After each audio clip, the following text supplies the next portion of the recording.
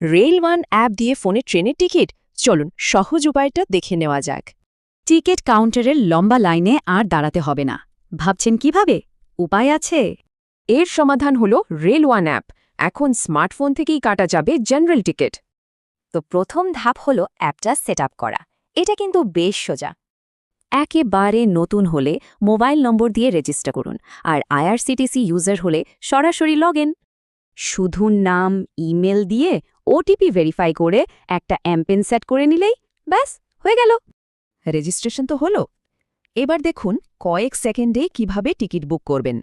এই অ্যাপে কিন্তু শুধু জেনারেল টিকিট নয়, প্ল্যাটফর্ম টিকিটও সরাসরি বুক করা যায়। কোন স্টেশন থেকে কোথায় যাবেন, কজন যাত্রী, সেটা দিয়ে পেমেন্ট করলেই টিকিট ফোনে চলে আসবে। তবে হ্যাঁ, একটা কথা মনে রাখতে হবে, টিকিটটা কাটার ৩ ঘন্টার মধ্যেই কিন্তু জার্নি শুরু করতে হবে। শুধু সময় নয়, এই অ্যাপ কিন্তু আপনার টাকাও বাঁচাবে। জানতে চান কিভাবে? গোপন রহস্যটা হলো এই ৩%। অ্যাপের নিজস্ব ওয়ালেট ব্যবহার করে পেমেন্ট করলে সব অসংরক্ষিত টিকিটে 3% ছাড় পাওয়া যাবে।